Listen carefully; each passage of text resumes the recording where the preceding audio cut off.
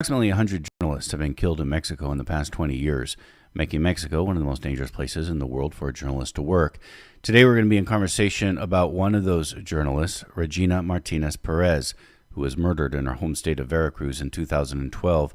She was one of several journalists around that time who were also murdered in the state of Veracruz. Regina Martinez Perez covered government and worked for a number of outlets, including such outlets as El Proceso and La Jornada, a couple of publications considered to be somewhat to the center-left and also known for their critical coverage of power. My guest for this conversation is Katherine Corcoran. She's a former Associate Press Bureau Chief for Mexico and Central America. Currently, she is the co-coordinator of MasterLAB, which is an investigative editor training program in Mexico City. She is the author of the book, In the Mouth of the Wolf, A Murder, a Cover-Up, and the True Cost of Silencing the Press. Katherine Corcoran, it's a great pleasure to welcome you to this radio program. Thank you very much for having me, Mitch.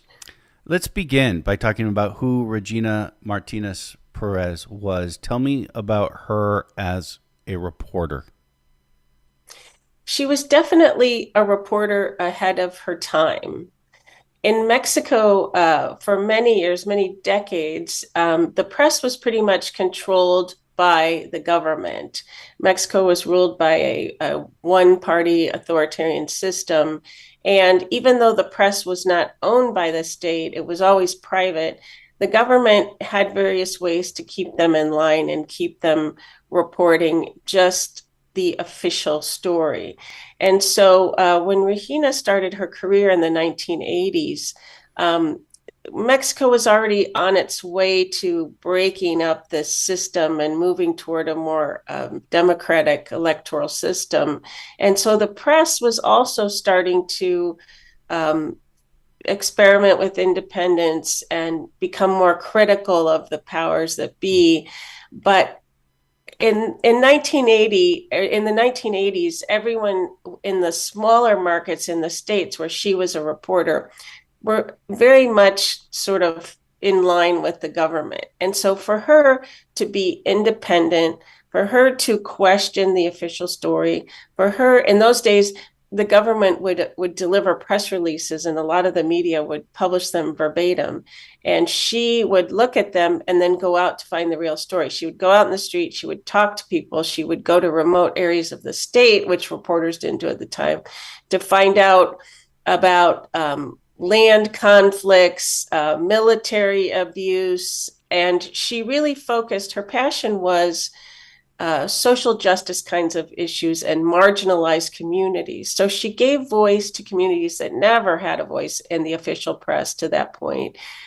Indigenous communities, laborers, farm workers, women, and also the political opposition, which was growing at the time toward this breakup of an authoritarian system. So she gave voice to people who didn't have a voice, and as a result, people gravitated to her with stories, and stories that weren't traditionally told in the press. But also, she was known for being very meticulous, for not just publishing what people told her. She actually documented and verified and made sure that her reports were correct, which again was really out of the mold of the press at the time. And so she really stood out basically from the beginning of her career. And she's a young woman in this time. Is she in her 20s in the 80s? Yeah, that's when she graduated from college and started her career. So she covered four governor's administrations. She covered the 80s, the 90s, the 2000s, the breakup, the sort of political unrest that started to occur in Mexico, the breakoff of new parties from the ruling party. She was very much a reporter of her time. With this great transition that was going on in Mexico in those decades, she was very much in there writing about all of it. What do you think it meant to be a woman reporting in Mexico in the 1980s? I think it was very difficult. There were very few women, and the fact that she was so tenacious and independent and critical made her even more troublesome to a lot of people, to the authorities, because that wasn't a traditional role that a woman took on at the time. It's very unusual even today in Mexican society to be that direct. It's a very polite society. It's a very formal society if you don't know someone. And so for a reporter, a young woman, a woman in general, to be publishing these stories that really packed a punch to the power system, which was all men at the time, it was just another layer of aggravation for these people who were being exposed by her. The fact that she was a very diminutive woman of indigenous roots herself, not the typical profile of someone to become a professional journalist at the time, and was taking prisoners. Basically, she was taking hits at these very powerful people. So it was very complicated for her on many levels. Couple of formative experiences she has as a young reporter in the 1980s. For one would be the 1985 earthquake that struck Mexico City, which was just devastating for the entire city. People are still traumatized about that experience today. And also the 1988 election. This is a very controversial election. This is when the computer system crashed, and then when it came back, the pre-candidate, the party that was in power at that point, almost 70 years, Carlos Salinas de Gortari, was president after the computer system came back online. How significant was that, her covering that election? I think it was very significant. She was fortunate enough to land a job. This would have been in 1987, the year before this election.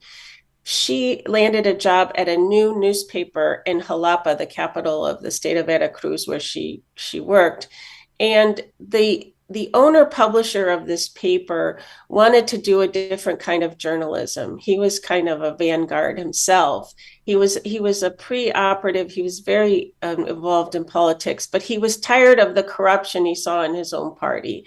And so he created a newspaper, and he basically told his reporters to cover whatever they wanted. There were no restrictions. And he was very much interested and fascinated by the breakup of his own party and by the growth in opposition candidates at the time. And so she had found a friendly environment for the kind of journalism she wanted to do, which was, again, very rare in those days. And there was a small cadre of journalists with her who all did the same kind of work. And so basically, leading up to that 1988 election, she covered gubernatorial elections that sort of mirrored that case. They were believed to have been stolen by the PRI, that the opposition really won. And one of those campaigns happened in Veracruz. And so she covered it locally, but then her newspaper publisher sent her to other states to cover these kinds of disputes and elections where it was clear that the opposition had won, but the PRI had stolen the election. And there were various outcomes at the time to what would happen. Sometimes the PRI candidates had to resign. Sometimes they redid the elections. But all of those more statewide elections were crucial in shaking up the system. And the PRI eventually had to let opposition candidates win in order to still maintain its national hold.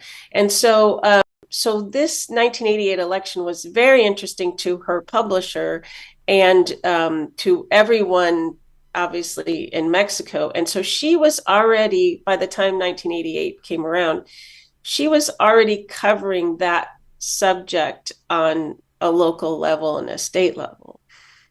Again, we are going to be talking about the murder of Regina Martinez Perez, who we are in conversation about. This murder occurs in 2012, so this is several decades after covering the 1988 election.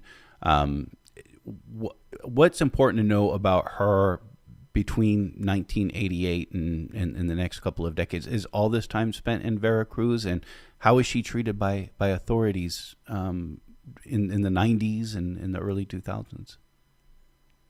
It was very much, she did spend her time in Veracruz. That's where she reported. She had an incredible network of sources. People really admired her ability to get out and to get stories from people.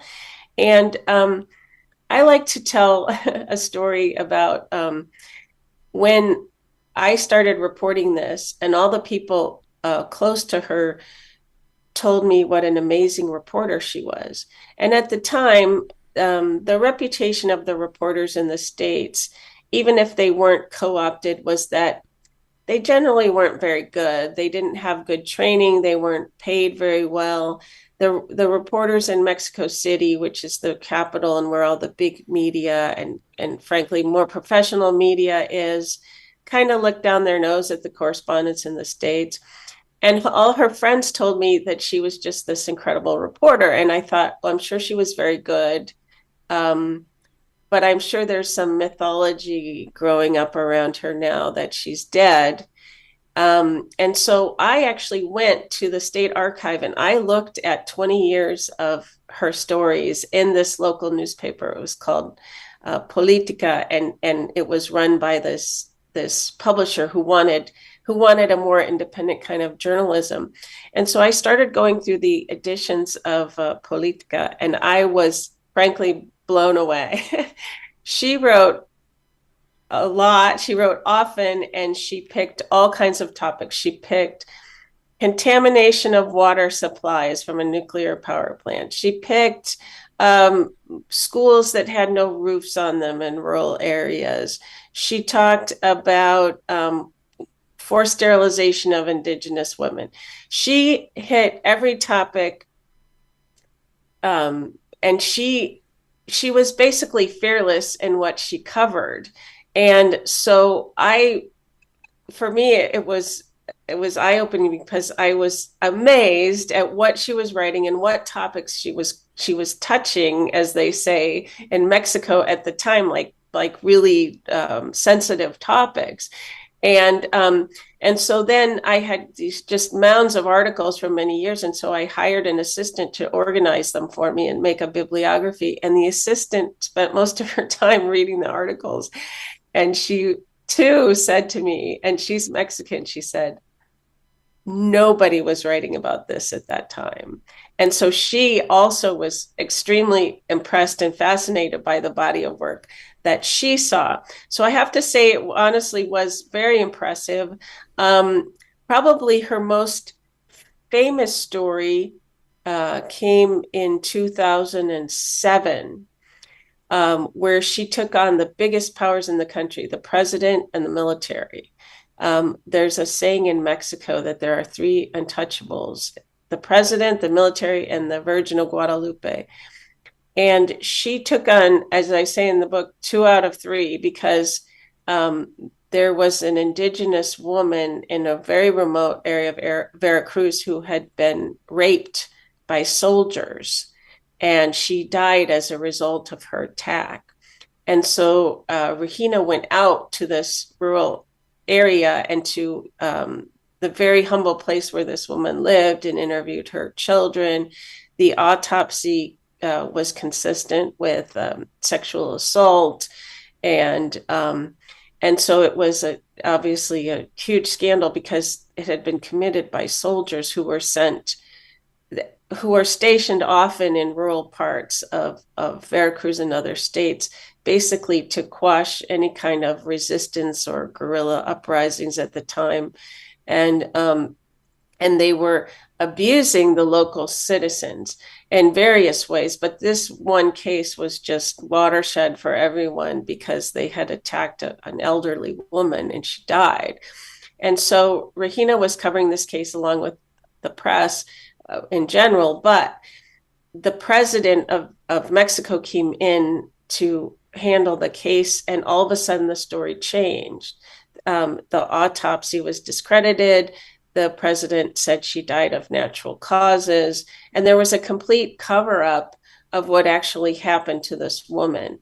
And Regina would not back down. She just published week after week stories poking holes in the government story and why it was a cover up, and actually published a picture of the woman in the morgue that indicated that she had a head injury, which obviously wouldn't indicate natural causes. And then went out and interviewed other people in the region, including a young woman who was raped basically as a child, maybe 13, 14 years old, by soldiers and became pregnant and was now raising the child that resulted from this assault.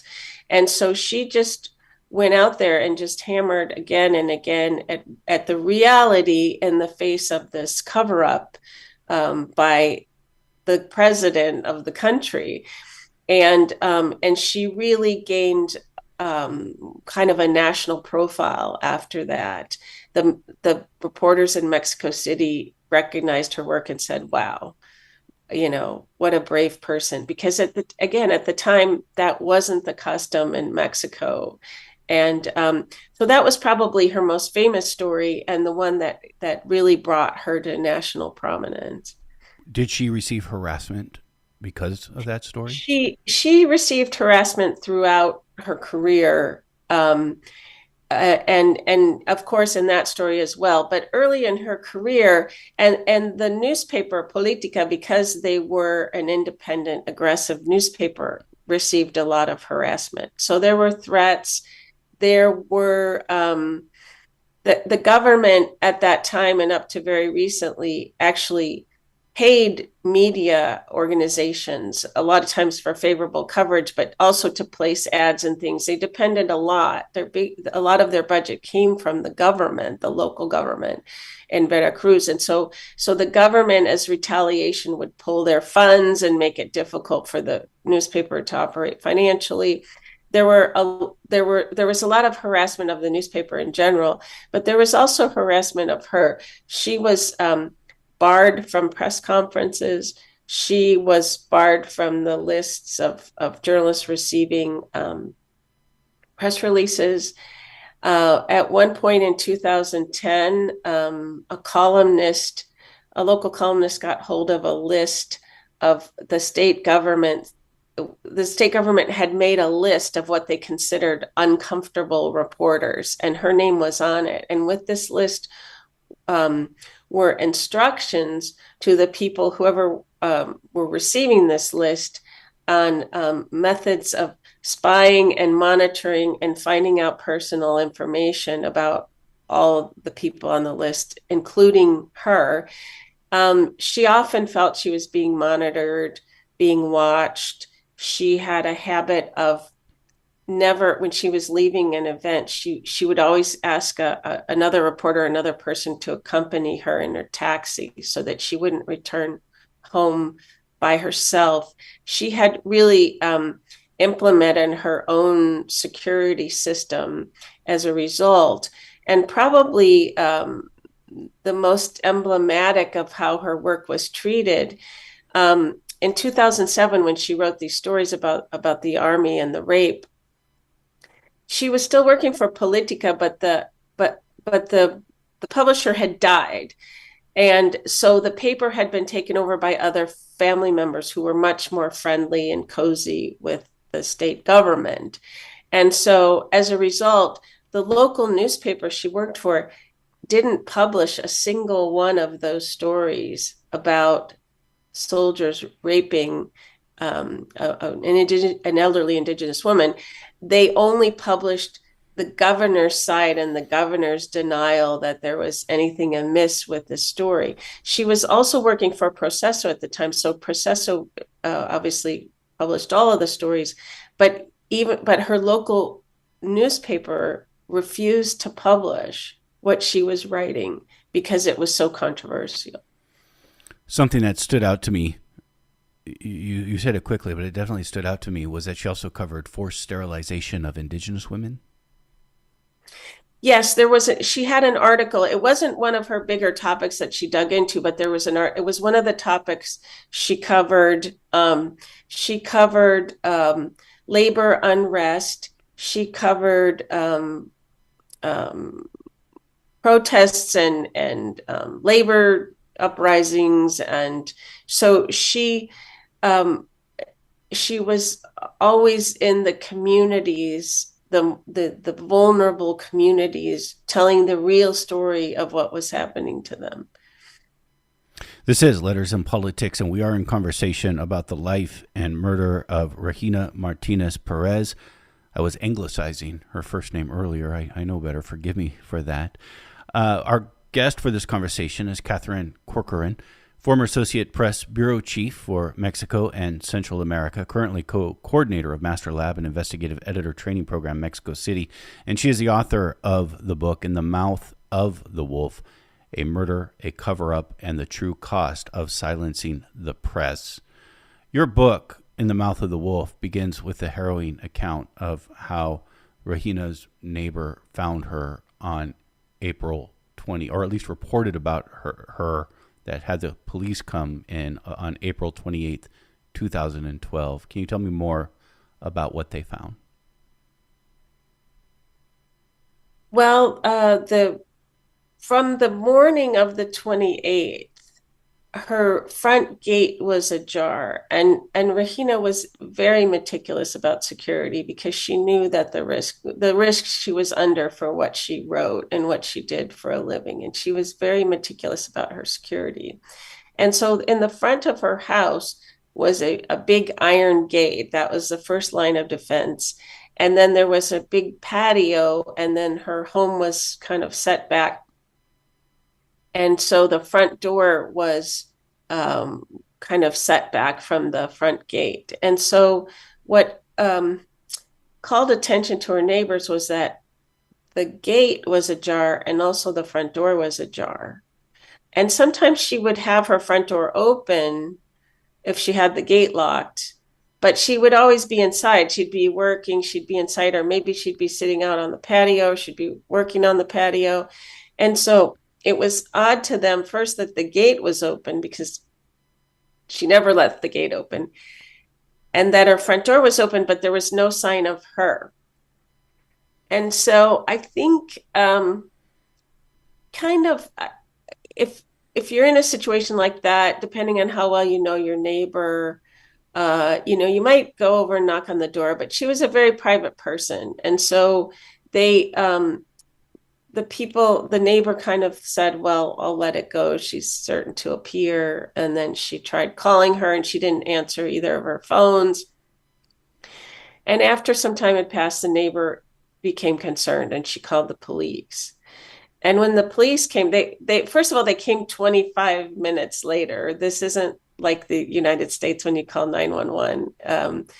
And that was considered an immediate response at the time because there was an explosion of violence in general in Veracruz at the time. And a lot of times the police didn't come at all because they were told not to, or they were afraid. So the fact that they showed up at all was significant. And so they started to walk in, and then for some reason they came back out and they asked the neighbor, Isabel Nunez, if she would go with them.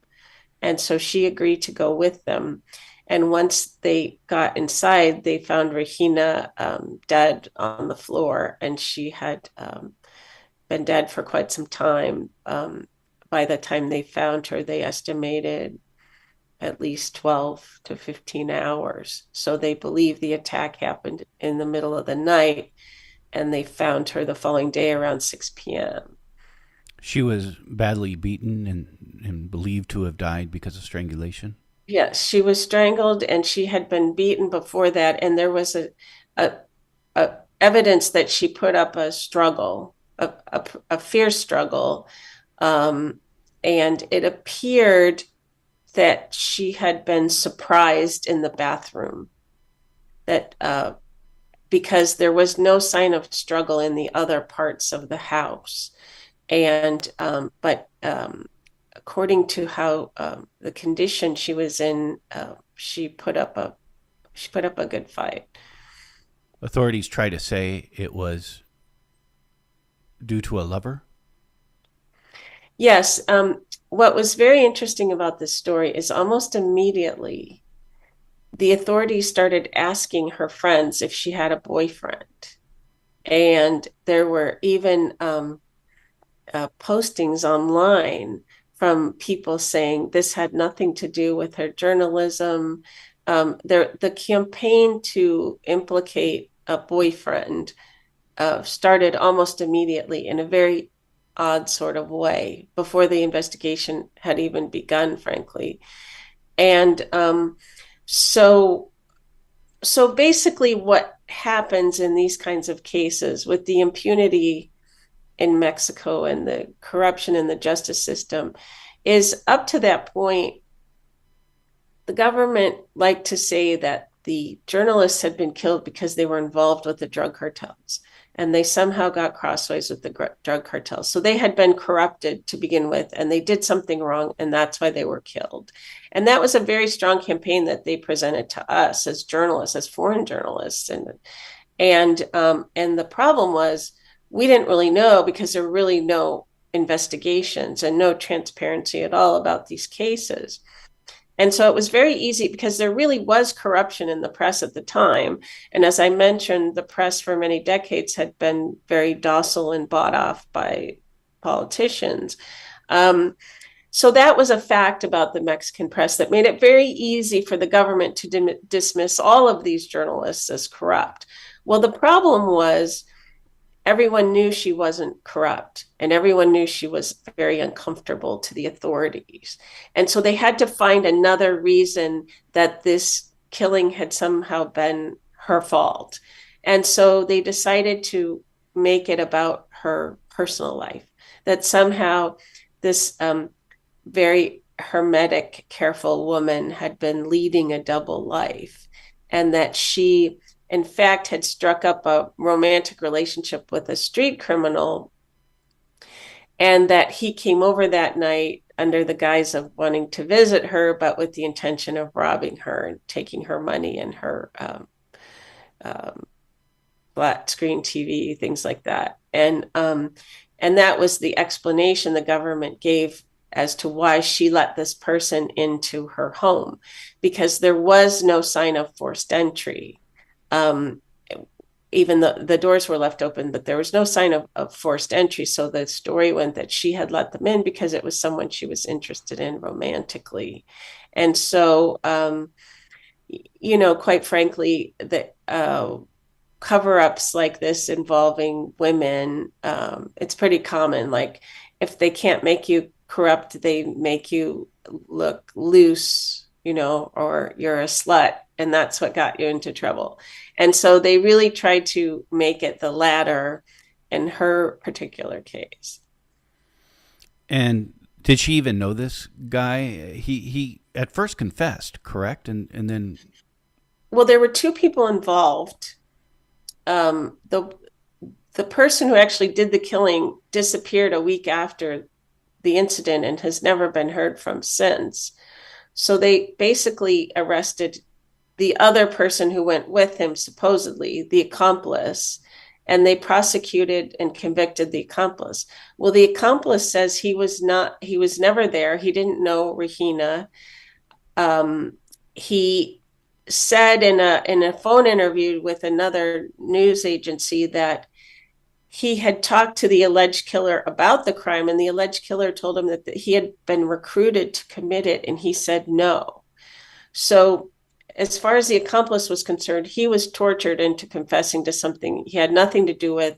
And as far as he knew, the other guy had known about something that was going to happen, but had declined to be involved because he was a street criminal. He did have a long record of he was also a prostitute, and so he had a long record of robbing his clients. He would get them into vulnerable positions, and then he would rob them, take their wallets, etc., things like that. And he had been in and out of jail throughout his career. And so the person who supposedly was there, the accomplice, says that he was tortured into confessing, but the court system eventually just ignored that and locked him up anyway, and he's now serving a 38-year sentence for this killing. For this killing. Regina. But this is not something that you or actually a number of other journalists accept. Well, I don't think anyone accepts the official story except the government. If you go to certain people, they will tell you that he's the guy, the case is closed, justice, there was justice in the case of Regina. You asked if she knew these people. As far as we know, she didn't, although she was a very, as I mentioned, she was a street reporter. She went out and she got into a lot of communities that no one else did. So perhaps she did know these were kind of known street criminals. They hung out in the park in the center of town at night. They had their people that they sold stolen goods to. They were kind of, they were around all the time. And maybe at some point in some story she had interviewed or tried to interview someone, but as far as we know, she didn't know them at all. Do you have a sense of who actually did kill her? Well, this is what I would say. The story makes the story that convicted this accomplice makes absolutely no sense. There are any number of holes in the case, including that the DNA of the two people accused of doing this was not found anywhere in the house. There was no physical evidence that either of these people were ever in the house. There was a corruption of evidence at the scene by the state forensic people, that there was a federal prosecutor. There's a federal unit for the protection of journalists. And the federal prosecutor at the time came to the crime scene after it had been handled by the state forensic people. And she said she never saw such a mess in her life. And she said that a lot of the evidence was so poorly handled that it really contaminated any ability to get fingerprints or DNA. So there was no physical evidence of who could have been in the house. And there was no sign of forced entry. And what's significant is that Regina's home was broken into maybe about 4 months earlier, right around Christmas. And she had some money stolen from her home. And in that case as well, there was no sign of forced entry. And she hired a locksmith to come and beef up her locks after that happened. And he said to her, this was definitely a professional job, whoever got inside. And so there was a lot of circumstantial evidence to indicate that someone had been sent in, and that they had also been sent with the idea of creating this story that it was done by some guys she was hanging out and partying with, because they left beer bottles around, empty beer bottles, as if there had been a party. They were never able to get any evidence off of those beer bottles, coincidentally or not. And so it definitely looked like it was staged. So obviously they were trying to cover up for someone who wanted her dead. And this is what I can say. 10 years after this killing, and if you think about it and you think it was really just sort of what you would call your average street crime.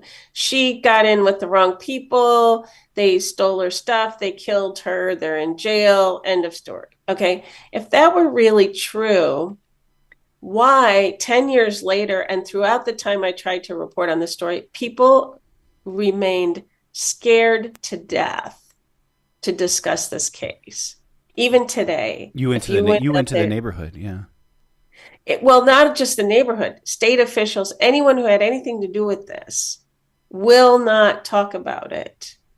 And that tells me that there's someone very powerful behind this who still has a lot of power, and who people even today do not want to cross this person.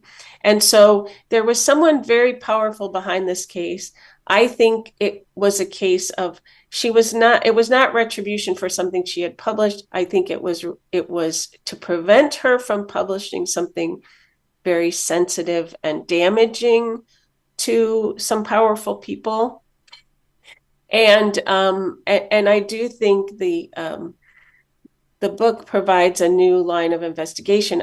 I'm not a detective. I can't subpoena people. I can't see the evidence. I tried. I filed transparency requests for the evidence that was taken out of the house. I was denied.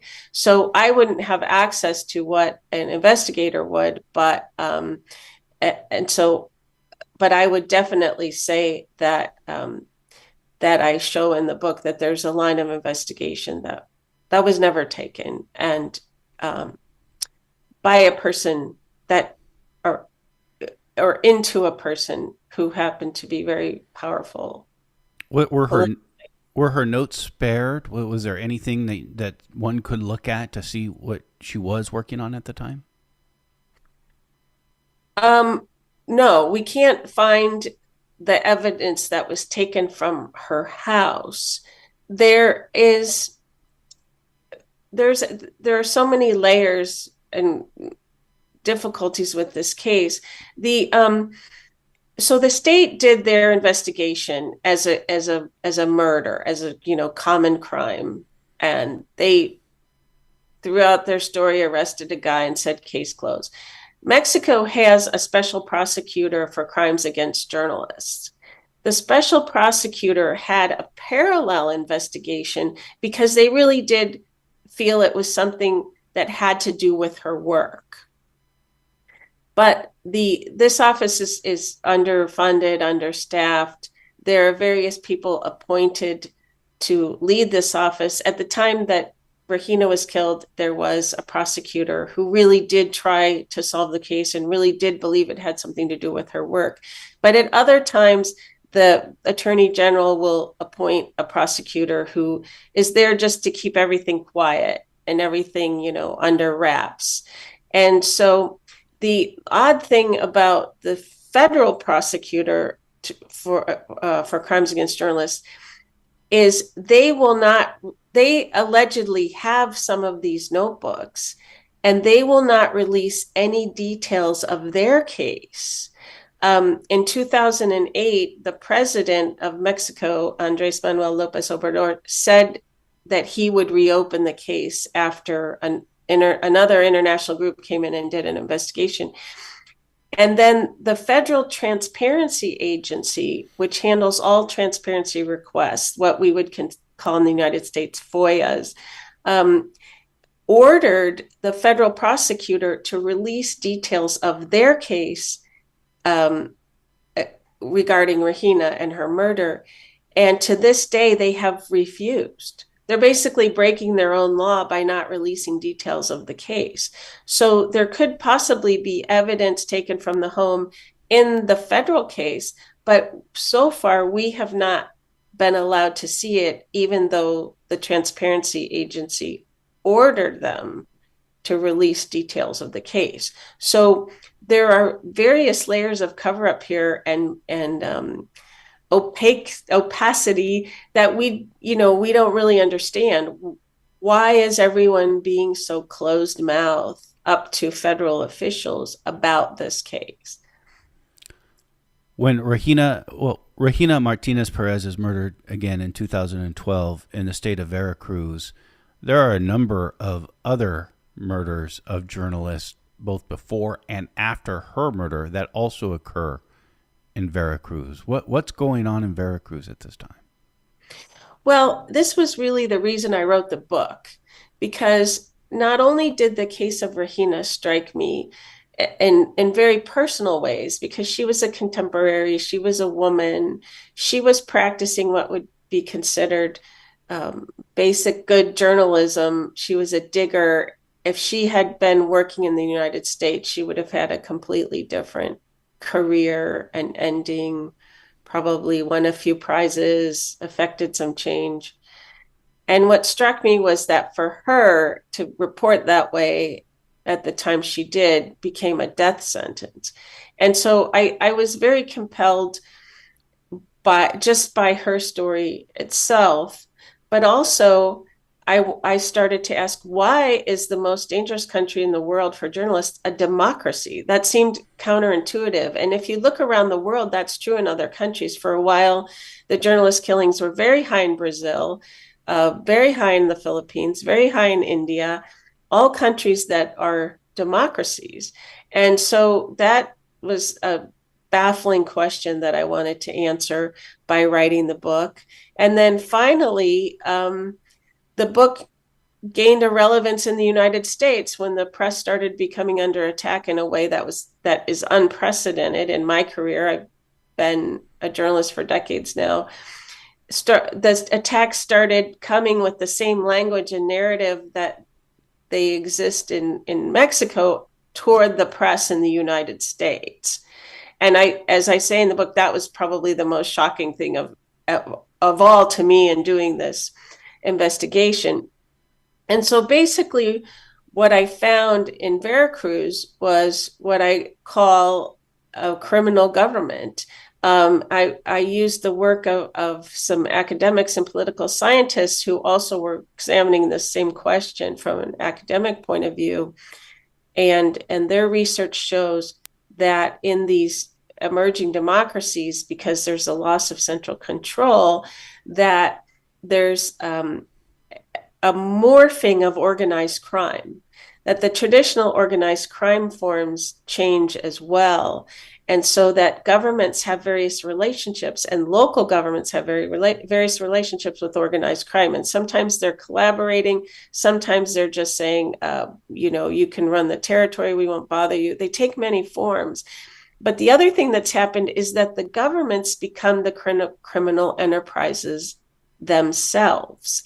And they use the powers of the state for those enterprises, meaning the justice system, the police, the public treasury, all the kinds of powers that they have, basically to steal and plunder for the gain of the people who are elected to protect the citizens. And that is definitely what happened in Veracruz. And that criminal government was very successful in silencing the press. And once it silenced the press, it basically preyed on its own people. There are thousands of disappeared in Veracruz right now. They've uncovered mass graves. There were billions of dollars stolen from the state treasury. The former governor, the man who was governor when Regina was killed, is now in prison, but he is the only person who's ever been prosecuted. And it was a whole network of his whole cabinet and associates who ran this criminal enterprise. And so the purpose of silencing the press was to allow them to conduct their business with impunity, and it worked. It was very effective. And so that is what's going on, is when these reporters, more so than writing about narcos, people think, oh, the narcos are killing the journalists. That's actually not true in most cases. When the journalists are uncovering these criminal enterprises by governments themselves, or affiliated with governments, or affiliated with candidates or ex-government officials, that's when they're getting killed. Again, we don't know exactly, because there still aren't good investigations of these cases, and there still is not transparency in these cases. But the circumstantial evidence leads us to that conclusion, that once you touch the criminal enterprise of an elected official, that's when you touch the third rail. And when you really get into the danger zone, or the mouth of the wolf, is the saying that they use in Mexico. That's really interesting. So it almost seems it's a convenient thing for the government to say it is the cartels. Exactly. It's very easy for them. And that's what people think. They think, okay, there's drug trafficking in Mexico, there's a lot of violence, everything's the cartels. And that's actually not true. Does he? Where does the United States sit anywhere in this story? Well, the short answer is yes. I wanted to write this story because I thought I was watching this go on and nothing being done. And if anything, it's gotten worse. The year I became bureau chief in 2010, there were 10 killings. This year, there are 15, and we're only in October. So, as a journalist, I mean, really, all what we do is we tell stories. And this was a story that was very frustrating because nothing was being done. It was only getting worse. And so I thought, as an international journalist, the least I could do is tell the story to a wider audience. And if there's a wider audience, perhaps there will be more interest. Perhaps it will be sort of a shaking of the tree, so to speak, that something will fall, somebody will come forward, somebody will have an idea. But I think mainly what we need to do is have solidarity, particularly the journalism community in the United States, with the journalism community in Mexico, and having some backup for these reporters and having an effective way to make noise. Obviously, the modus operandi is to silence the press so these people can operate with impunity. And for a long time in Mexico, out of fear, people thought, well, if we just keep quiet and keep our heads down, that's the best solution. Well, the violence has only gotten worse. That actually gives them more cover to do what they're doing. And so what we really need to do is make a lot of noise, but an effective kind of noise so that it makes it very uncomfortable for these people to carry out these crimes. Right now, they do it, people get scared, they run, or they stop publishing, and they just go forward. If there is some way that we can interrupt that system, I think the first step is just making noise, drawing attention to it, because these people obviously don't want attention. I think that's the first thing. I think the other most important thing is that as I was writing this, as I mentioned, it became a cautionary tale to me for the United States, because when the rhetoric started happening here that the press is corrupt, the press publishes fake news, the press is the enemy of the people, that's the same narrative used in these other countries to discredit and silence the press, with the ultimate goal of the control of the society. This is a message of control. If people say the press is bad, it can't be trusted, and wants to discredit every independent or critical voice, it's because they want to control what you think. We, the journalists, are only the first line of attack. But the real target is the citizenry and the society, so that these so-called criminal governments can control what you know and can operate with impunity. And so to hear that kind of rhetoric in the United States, I think we need to have a very public discussion about the press, the role of the press now, and is this where we really want to go? Do we want to end up like this case in Veracruz of complete silencing of the people and the government preying on the people? I mean, that's where the road leads. Do we really want to go there? I mean, we're a long way off from that right now, but the erosion has started. It has become, relatively speaking, much more dangerous today to be a journalist in the United States than anything I've ever seen in my long career. And there is now a tracking system for attacks on journalists in the United States, which didn't exist 6 years ago because it wasn't necessary. And so we are seeing a dramatic change where journalists, when they go out to cover stories, have to think and prepare themselves that they may become a target because they're journalists. That is unprecedented in the United States, but it's something that every journalist now in the United States thinks about on every story. And so I think that's also where the discussion needs to be. Is that really what we want in this society? Is that really where we want to go? Katherine Corcoran has been our guest. She has joined us for a conversation about the life and murder of Mexican journalist Regina Martinez Perez. Katherine Corcoran is the author of the book In the Mouth of the Wolf, A Murder, a Cover-Up, and the True Cost of Silencing the Press. Katherine Corcoran, I thank you. Mitch, thank you very much for having me, and thank you for this and your interest in this book.